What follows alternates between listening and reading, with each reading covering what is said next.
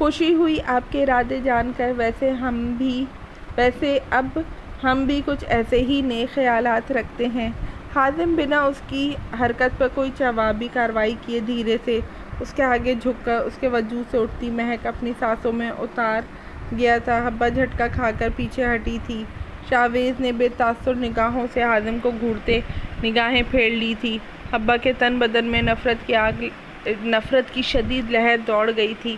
اس کا بس نہیں چل رہا تھا اس شخص کا سینہ گولیوں سے چھلنی کر دے۔ ارے ایس پی صاحبہ، اتنے پیار سے دیکھ کر ہمارے صبر کو کیوں آزما رہی ہیں؟ جلدی سے ہتھکڑی لگا دیں۔ ایسے نہ میری اگلی کی جانے والی تخریب کاری آپ پر گراں گزرے۔ حازم کو تو اس کا غصہ اور ضبط سے لال پڑتا چہرہ بہت مزہ دے رہا تھا۔ ہیزل گرین آنکھوں پہ سیاہ فگن گھنیری پلکیں، غصے سے پھولے سرخی مائل گال اور بے حد سرخ ہوتا ناک، کٹاؤ دار گلابی ہونٹ جنہیں وہ اپنا غصہ ضبط کرنے کے لیے مسلسل اپنے موتیوں جیسے سفید دانتوں سے کاٹتی ظلم ڈھا رہی تھی۔ حازم کو اس کا یہ عمل بالکل بھی پسند نہیں آ رہا تھا، لیکن یہ اپنے پیشے سے بے حد مخلص لڑکی اس کے دل کو کافی حد تک بھا گئی تھی۔ آج تک کسی کی جرأت نہیں ہوئی تھی میر حازم سالار کو ذرا سی خراش بھی پہنچانے کی، مگر یہ لڑکی اس پر وار کرنے کی گستاخی کرنے کے بعد بھی سر اٹھائے زندہ سلامت اس کے سامنے کھڑی تھی، جس کا ریزن ایک ہی ہو سکتا تھا کہ کہیں نہ کہیں یہ لڑکی میر حازم سالار کے دل کو بھا گئی تھی۔ میر، وہ پولیس والی ہے، کنٹرول کرو۔ جتنا غصہ تم اسے دلا چکے ہو، تمہارا انکاؤنٹر کرنے میں زیادہ ٹائم نہیں لگائے گی۔ ان پیار محبت جیسے جذبوں سے بالکل بے پرواہ شاویز نے میر کی حرکتوں پر اکتا کر اسے ٹوکا تھا۔ شاہ، مجھے یہ بہت اچھی لگی ہے۔ کیا ہم جیل سے فرار ہوتے اسے بھی ساتھ اٹھا کر لے جا سکتے ہیں؟ حازم کی نگاہیں فاصلے پر جا کھڑیں۔ حبہ امتثال سے ہٹنے کا نام ہی نہیں لے رہی تھی۔ اس سے پہلے کہ شاویز اسے کوئی کرارا سا جواب دیتا، جب ایس پی عمار ہتھکڑیاں اٹھائے ان کے قریب آیا تھا۔ تم لوگ جو کوئی بھی ہو، چاہے جتنے بھی جرائم کر چکے ہو، مگر آج جو کام تم لوگوں نے کیا ہے، میں یقین سے کہہ سکتا ہوں تمہارے پچھلے سارے گناہ معاف ہو چکے ہوں گے۔ ایس پی عمار ان دونوں کی گھنی داڑھی والے چہرے کی جانب داد دیتی نظروں سے دیکھتا ہتھکڑیاں لگاتا پیچھے ہٹ گیا تھا۔ وہ دونوں اس سے کچھ نہیں بولے تھے۔ ان دونوں نے اپنے خوبرو چہروں پر ایسا ماسک لگا رکھا تھا جو دیکھنے والوں کو ان کا اصلی چہرہ لگتا تھا۔ لمبے بال اور عجیب سی الجھی ہوئی مونچھیں، داڑھی۔ وہ اب تک ایسے کئی کارنامے سر انجام دے چکے تھے، مگر آج تک ایک بار بھی اپنا اصلی چہرہ کسی کے سامنے نہیں آنے دیا تھا۔ میری اسٹڈی میں آ رہے ہو تم سارے قزبل نکال دیے تو پھر میرا نام بھی ایس پی حبہ امتثال نہیں۔ آج آزادی کو زندگی بھر کے لیے بھول جانا۔ حبہ اس کے قریب آ کر چیلنجنگ انداز میں اسے گھورتے انسپکٹر کو اسے ساتھ لانے کا اشارہ کر گئی۔ نام بہت پیارا ہے، مزید پیارا ہو جائے گا اگر اس نام کے آخر میں میرا نام جڑ جائے۔ حازم ایک آنکھ دبا کر شوخی سے بولتا اسے مزید پاگل کر گیا تھا۔ اس نے غصے سے ابلتے دماغ کے ساتھ اپنا پسٹل نکالنا چاہا جب عمار نے آگے آتے اسے تنبیہی نگاہوں سے دیکھا تھا۔ اپنے ہاتھوں سے اس شخص کے سینے میں گولیاں نہ اتاریں تو اپنی یہ جاب چھوڑ دوں گی۔ اس نے دانت پیستے زبان سے بہت بڑے الفاظ ادا کیے تھے، آنے والے وقت سے بے خبر کہ یہ الفاظ اس پر کتنے بھاری پڑنے والے تھے۔ تم نے اس شخص کا چہرہ نہیں دیکھا تھا؟ کون تھا وہ؟ تمہارے تو بہت قریب آ کر کھڑا ہوا تھا نا وہ دونوں گاڑی میں بیٹھی یونیورسٹی جا رہی تھی جب فضا نے پریسا کا بجھا بجھا چہرہ دیکھ سوال کیا۔ نام مت لو اس درندہ صفت انسان کا، بلکہ وہ تو انسان کہنے کے لائق ہی نہیں۔ کس بے دردی سے اس نے ان لوگوں کو پل بھر میں ختم کر دیا۔ کوئی بھلا اتنا ظالم کیسے ہو سکتا ہے؟ وہ مرنے والے بیچارے کسی کے بیٹے، بھائی اور شوہر ہوں گے۔ ان کے لاحقین بددعائیں اس شخص کو چین سے جینے نہیں دیں گی۔ اللہ پوچھے گا اس سے، میرا کیک بھی خراب کر دیا۔ اس بات کے لیے تو میں اس شخص کو زندگی بھر معاف نہیں کروں گی۔ پریسا وہ واقعی دوبارہ یاد کرتے روحانے سے لہجے میں بولی۔ اس کی طبیعت ابھی ٹھیک سے سنبھلی نہیں تھی، مگر آج ایک بہت امپورٹنٹ اسائنمنٹ سبمٹ کروانے کے لیے اسے یونی جانا پڑ رہا تھا۔ سفیان نے اسے بہت روکا بھی تھا، مگر وہ اپنی پڑھائی کے معاملے میں کوئی کمپرومائز نہیں کر سکتی تھی۔ پری، اب خدا کے لیے اس کیک کو تو بھول جاؤ۔ ہم آج دوبارہ چلے جائیں گے کیک لینے کے لیے۔ فضا اس کا آنسوؤں بھرا چہرہ دیکھ فکر مندی سے بولی۔ او شٹ! نیشنل پارٹی کے رہنما شبیر چوہان کو رات کو بلیک اسٹار گینگ نے قتل کر دیا اور اس گینگ کے 2 لیڈرز کو گرفتار کر لیا گیا ہے۔ فضا نے سوشل میڈیا پر چھائی خبر کو پڑھتے شاکی نگاہوں سے پریسا کی جانب دیکھا، جس کی حالت بھی کچھ اسی جیسی تھی۔ شبیر چوہان شہباز آفندی کے قریبی دوست تھے۔ وہ لوگ بھی 1-2 پارٹیز میں ان سے مل چکی تھی۔ پری کو وہ بہت اچھے لگے تھے، مگر آج ان کے بارے میں اتنی بری خبر سن کر اس کا دل دکھ سے بھر گیا تھا۔ کتنے ظالم لوگ ہیں یہ! کیوں کرتے ہیں یہ؟ کیوں لوگوں کی زندگیوں کے پیچھے پڑے ہیں؟ اللہ پوچھے ان سے۔ پریسا کا دل چاہا دنیا سے ایسے درندوں کو ختم کر دے جو دوسروں کی زندگیوں سے کھیل جاتے ہیں۔ مانی بھائی، جلدی چلائیں گاڑی، ہمیں یونی سے دیر ہو رہی ہے۔ فضا نے گھڑی پر ٹائم دیکھتے فکر مندی سے کہا۔ اگر اسائنمنٹ سبمٹ کروانے کا ٹائم نکل جاتا تو ان کے حد سے زیادہ وقت کے پابند سر نے ان سے نہیں لینی تھی۔ کافی دیر سے ان کی گاڑی ٹریفک میں پھنسی ہوئی تھی۔ میڈم جی، آگے پولیس کی گاڑیاں کھڑی ہیں، جس میں وہی لوگ ہیں جنہوں نے شبیر چوہان کا مارا ہے۔ ان کی پارٹی کے لوگ اور عوام ان قاتلوں کو مارنا چاہتی ہے۔ قیدیوں والی گاڑیوں کو آگے نہیں جانے دیا جا رہا، اس لیے راستہ بلاک ہوا پڑا ہے۔ اب ہم نہ واپس پیچھے جا سکتے ہیں نہ آگے بڑھ سکتے ہیں۔ ہمیں کچھ گھنٹے کے لیے یہیں انتظار کرنا پڑے گا۔ ڈرائیور کی بات سن کر دونوں کے چہروں پر اسائنمنٹ میں فیل ہونے کی فکر مندی کے ساتھ ساتھ ان قاتلوں کے لیے شدید نفرت چھا گئی۔ آپ لوگ باہر نہ نکلیں، باہر گولیاں بھی چل سکتی ہیں، خطرہ ہے بہت۔ پری کو باہر نکلتا دیکھ ڈرائیور نے اسے روکنا چاہا، مگر وہ انسنی کرتے فائل اٹھا کر فضا کو بھی باہر آنے کا اشارہ کرتی گاڑی سے نکل آئی۔ وہ اس اسائنمنٹ میں کسی صورت فیل نہیں ہونا چاہتی تھی، اس لیے اس رش زدہ ایریا سے نکل کر آگے ٹیکسی سے جانے کا ارادہ تھا۔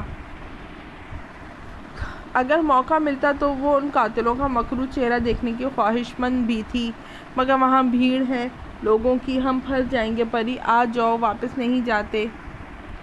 فضا اتنے سارے مشتعل لوگوں کو بے قابو ہوتا ہجوم دیکھ کر گھبرا کر بولی۔ تم تو چاہتی ہو اس بار سیمسٹر میں ٹاپ کرنے کے بجائے میں فیل ہو جاؤں۔ ہرگز نہیں، ہم جائیں گے۔ پریسا اس کی کوئی بھی بات سنے بغیر اس کا ہاتھ کھینچتی آگے کی جانب بڑھ گئی تھی۔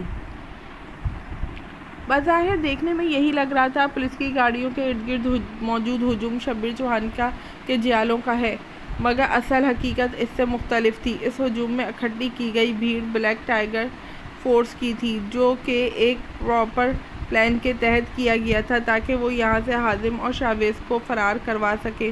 ہمارے آدمی پہنچ چکے ہیں، شاویز نے ایک جانب لگی جالی سے باہر کا منظر دیکھا تھا، اور بہت جلد ہم یہاں سے باہر ہوں گے۔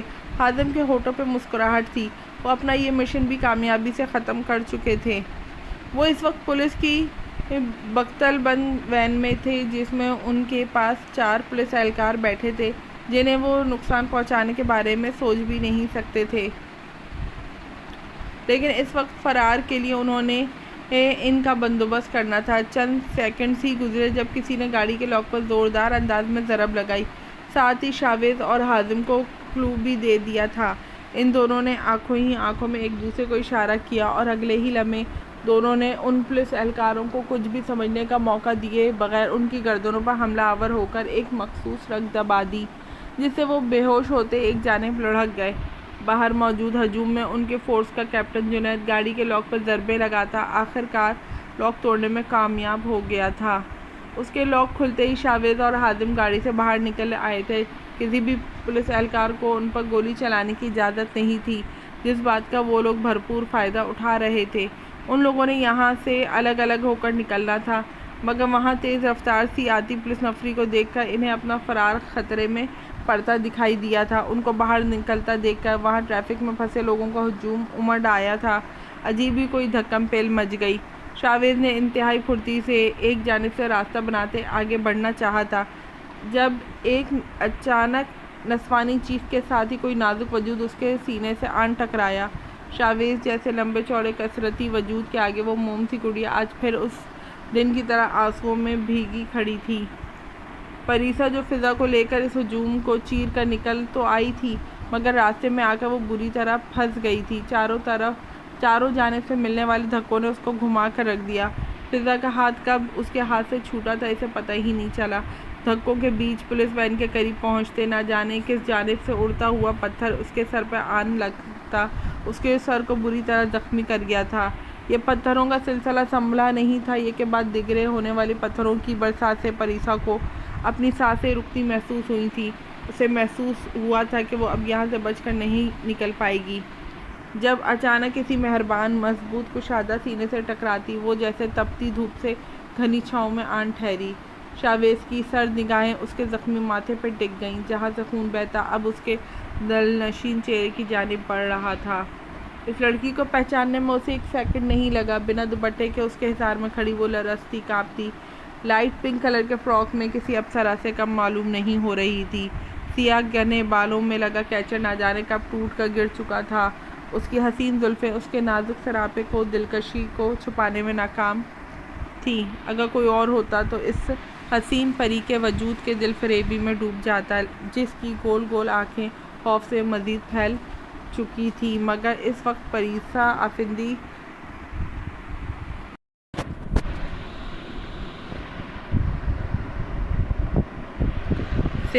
سیاہ گھنے بالوں میں لگا کیچر نہ جانے کب ٹوٹ کر گر چکا تھا۔ اس کی حسین زلفیں اس کے نازک سراپے کی دلکشی کو چھپانے میں ناکام تھیں۔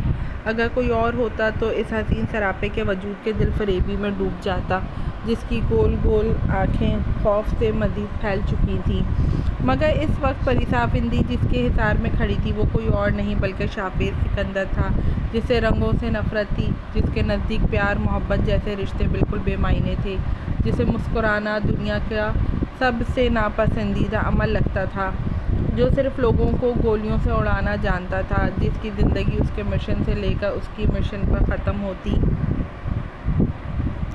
تھی، جس کے سینے کے اندر دل نہیں بلکہ خون کا ایک لوتھڑا تھا، جس میں احساس و جذبات نام کی کوئی چیز نہیں تھی۔ شاویز سکندر کو پریسا افندی کا حسن ذرا بھی متاثر نہیں کر پایا تھا، بلکہ اسے اس نازک لڑکی پر ہر دفعہ پہلے سے بڑھ کر غصہ آتا تھا۔ اسے اول تو لڑکیاں پسند ہی نہیں تھیں، اور پریسا جیسی نازک کانچ کی گڑیا جیسی لڑکیوں سے تو شدید الجھن محسوس ہوتی تھی، جو حد درجہ ڈرپوک ہونے کے ساتھ ساتھ اپنا خیال رکھنا تک نہیں جانتی تھیں۔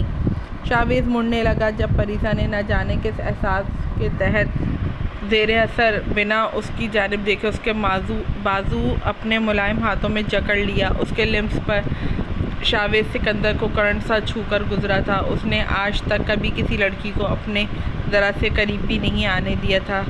پلیز میری ہیلپ کریں، ایسے مت جائیں ورنہ میں مر جاؤں گی۔ پریسا نے ہچکیوں کے درمیان اسے روکنے کی کوشش کرتے جیسے ہی چہرہ اٹھا کر اس کی جانب دیکھا۔ شاویز کی داڑھی مونچھوں سے ڈھکے ماسک زدہ چہرے کو دیکھ وہ خوف کے مارے کانپ اٹھی تھی۔ شاویز سکندر کا چہرہ اس وقت بھی اتنا ہی خوفناک دکھائی دے رہا تھا، جسے دیکھ کر کمزور دل کی مالک پریسا افندی کے ہارٹ اٹیک ہونے کے 80% چانسز تھے۔ شاویز نے ایک نظر ارد گرد کے خراب ہوتے حالات پر ڈالی تھی۔ اگر یہ لڑکی اس کے راستے میں نہ آئی ہوتی تو اب تک وہ یہاں سے بہت دور نکل چکا ہوتا۔ شاویز کی بالوں سے ڈھکی چوڑی پیشانی پر ان گنت بل نمایاں ہوئے تھے۔ اس نے ناگواری بھری نگاہوں سے پریسا کو بنا دوپٹے کے رعنائیاں بکھیرتے وجود کو گھورتے جلدی سے اپنی سیاہ جیکٹ اتار کر اس کی جانب بڑھا دی تھی۔ اسے پہن لو، آئندہ گھر سے کوئی ایسا کپڑا لے کر نکلو جو صرف فیشن کے لیے ہی کام نہ آئے بلکہ تمہاری عصمت کی حفاظت بھی کر سکے۔ شاویز نے سر ٹھٹرا دینے والی آواز میں اسے وارن کرتے ایک جانب بھیڑ چیر کر قریب آتے جنید کو اشارہ کیا تھا۔ اس لڑکی کو بحفاظت یہاں سے لے جاؤ اور اپنے آدمیوں کو کہو پلین یہیں روک کر یہاں سے ہٹ جائیں۔ عام شہریوں کی جان کو خطرہ ہو سکتا ہے اس دھکم پیل میں، اور ان معصوم لوگوں کو ہمارے کسی عمل سے نقصان ہو یہ ہمارا مقصد کبھی نہیں رہا۔ میں واپس پولیس کسٹڈی میں جا رہا ہوں، میرے اگلے حکم کا انتظار کرنا۔ شاویز جنید سے دھیمی آواز میں بات کرتا پریسا کو اس کے حوالے کر گیا۔ کوئی شاویز سکندر سے ہیلپ مانگے اور شاویز سکندر انکار کر دے، ایسا ہونا ناممکنات میں سے تھا، چاہے مدد مانگنے والا اس کے دشمنوں میں سے ہی کیوں نہ ہو۔ پریسا نے جنید کے ساتھ جاتے مڑ کر شاویز کی جانب دیکھا تھا، مگر وہ اب وہاں کہیں نہیں تھا۔ پریسا کے دماغ میں اس شخص کی عجیب و غریب سی شکل، مگر کھدرے الفاظ، مزید مزین انتہائی سحر انگیز آواز جیسے فیڈ ہو کر رہ گئی تھی۔ رک جاؤ، اگر ایک قدم بھی آگے بڑھایا تو گولی چلا دوں گی میں۔ خادم جو شاویز کی جانب سے ملنے والے آرڈر پر فرار ہونے کا ارادہ ترک کرتا واپس پولیس وین کی جانب بڑھ رہا تھا، اب اپنے دائیں جانب سے ایس پی حبہ امتصال کی دل فریب مترنم سی آواز نے اس کے قدم روک دیے تھے، اور وہ ہونٹوں پر دلکش مسکراہٹ سجائے جان بوجھ کر ہاتھ اوپر کرتا اس کی جانب مڑا تھا، جیسے یہی ظاہر کر رہا ہو کہ حبہ نے اسے واقعی بھاگتے پکڑا ہو۔ پہلی بار ایسی لڑکی دیکھی ہے جس کی کوئی بھی بات گولی لفظ کے بغیر مکمل نہیں ہوتی تھی۔ حازم نے جلدی سے چند قدم آگے بڑھاتے ہاتھ بڑھا کر حبہ کے سر پر رکھ دیا تھا۔ حبہ جو اس کی گستاخی پر غصے سے پاگل ہوتی گولی چلانے ہی والی تھی، جب اپنے سر کے قریب عین حازم کے ہاتھ والی جگہ پر بوتل ٹوٹنے پر وہ پل بھر کے لیے اپنی جگہ ساکت ہوئی تھی۔ حازم نے اس کے سر پہ ہاتھ اس کی طرف پھینکی گئی کانچ کی بوتل بچانے کے لیے رکھا تھا، جو اب حازم کے ہاتھ پر ٹوٹتی اسے لہو لہان کر گئی تھی۔ یہ حبہ کچھ بولنا چاہتی تھی۔ ایس پی حبہ جلدی سے اسے لے کر گاڑی کی جانب بڑھیں، حالات آؤٹ آف کنٹرول ہو چکے ہیں، یہاں کسی بھی وقت کچھ بھی ہو سکتا ہے، جلدی سے نکلنا ہوگا۔ عمار کی بات پر حبہ ایک سخت نگاہ حازم کے خون آلودہ ہاتھ پر ڈالتے اس کے ساتھ آگے بڑھی تھی۔ اس کے نزدیک یہ بھی اس شخص کی کوئی چال تھی جو بہت سوچنے کے باوجود وہ سمجھ نہیں پائی تھی۔ ایس پی حمدان صدیقی، آپ کو میں نے یہاں ایک بہت اہم کیس سونپنے کے لیے بلایا تھا۔ ابھی ابھی کال موصول ہوئی ہے کہ این پی پی کے سابق چیئرمین اشفاق بٹ کے پوتے کو بھی اسکول سے واپسی پر اغوا کر لیا گیا ہے۔ پچھلے 5 گھنٹوں کے اندر یہ تیسرا بچہ اغوا ہوا ہے، اور بھی ملک کی بڑی بڑی سیاسی شخصیات کی فیملیز سے مجھے پورا یقین ہے سر، یہ کام بلیک اسٹارز گینگ کے لوگ ہی کر رہے ہیں اپنے لیڈرز کو آزاد کروانے کے لیے۔ شبیر چوہان جیسی اتنی بڑی سیاسی جماعت کے قتل کے بعد ملک کے حالات ناقابل یقین حد تک خراب ہو چکے ہیں، جنہیں ٹھیک کرنے کی ذمہ داری میں آپ اور آپ کی ٹیم کو دے رہا ہوں۔ یہ سارا ایریا ہمارے انڈر آتا ہے، یہاں اب مزید کسی قسم کا نقصان نہیں ہونا چاہیے۔ جو بھی لوگ بچوں کے اغوا کرنے کی یہ گھنونی حرکت کر رہے ہیں، بہت جلد انہیں گرفتار کر کے بازیاب کروانے کی کوشش کریں، مگر دھیان رکھیں ان کو بچوں کو ذرا سی بھی خراش نہیں آنی چاہیے۔ اے آئی جی صاحب شہر کے خراب ہوتے حالات کو دیکھ کر شدید پریشانی کا شکار تھے۔